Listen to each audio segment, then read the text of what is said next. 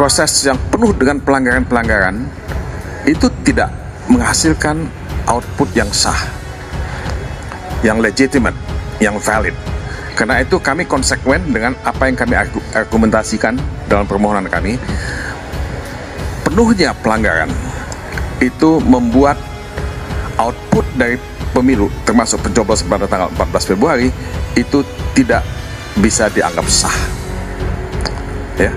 Nah, MK tentu membaca apa yang kami tulis, ya, dan pemilu bisa diulang dan ada jurisprudensi.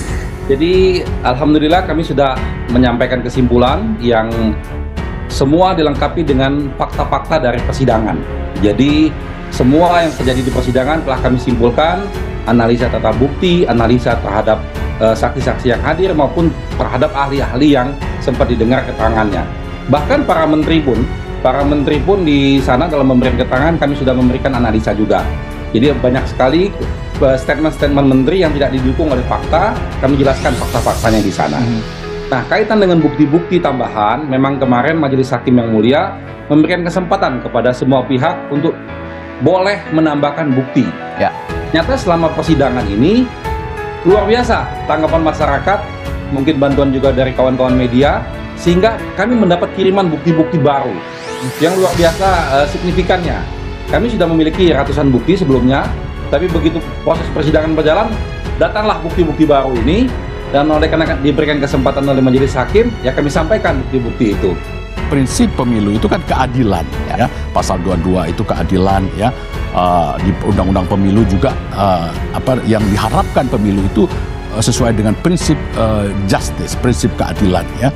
Bahkan di dalam agama itu juga ada faidah hakamtum bainan nas antahkumu bil adl. Jadi tugas hakim itu berat sekali, Mas. Jadi dia harus menghukum, ya, dengan adil. Ya. Bukan menghukum dengan kepastian hukum saja, tapi menghukum dengan adil. Di Undang-Undang Dasar 45 jelas pesannya seperti itu.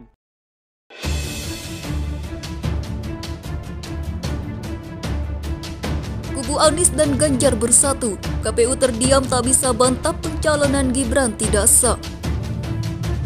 Untuk sementara tampaknya kubu Anies Muhaimin dan Ganjar Mahfud unggul di sidang MK.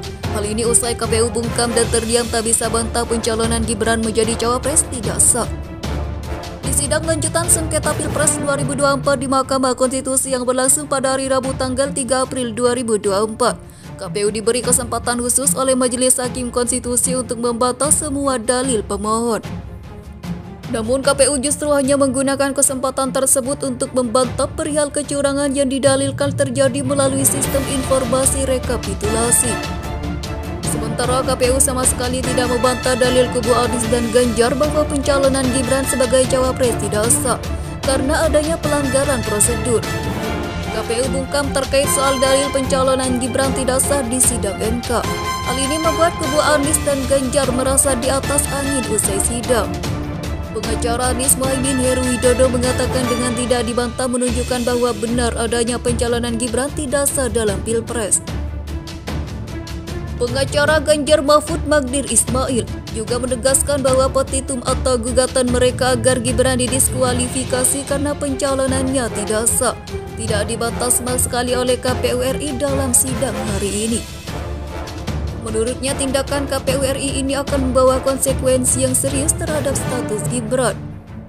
Terpisah, Ketua KPU RI Hashim Asy'ari tak memberikan penjelasan gamblang mengapa pihaknya tidak membawa saksi dan ahli lain berkaitan dengan dalil-dalil selain permasalahan Sirekap. Dalam gugatannya ke MK, baik Anies dan Ganjar sama-sama meminta agar pasangan Capres-Cawapres nomor urut 2 Prabowo Gibran didiskualifikasi. Gibran dianggap tak memenuhi syarat administrasi, sebab KPU RI memproses pencalonan Gibran menggunakan peraturan KPU PKPU nomor 19 tahun 2023.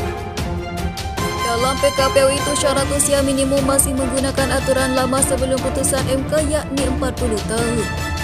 Dewan Kehormatan Penyelenggara Pemilu juga telah menyatakan seluruh komisioner KPU RI melanggar etika dan menyebabkan ketidakpastian hukum terkait peristiwa itu. Sementara itu, Ketua Tim Pembela Prabowo Yusril Iza Mahendra mengaku bakal membantah dalil bahwa pencalonan Gibran tidak sah karena KPU RI tidak membantahnya dalam sidang hari ini. Yusril menilai KPU RI tak membantah bukan karena mengakui dalil permohonan Anies dan Ganjar, tetapi karena KPU RI tidak ditanyakan soal itu. Ia menambahkan pihaknya juga tidak merasa dirugikan atas bungkamnya lembaga penyelenggara pemilu itu. Yusril juga berujar bahwa pihaknya akan menghadirkan ahli untuk membantah dalil terkait pencalonan Gibran yang dianggap tidak sah.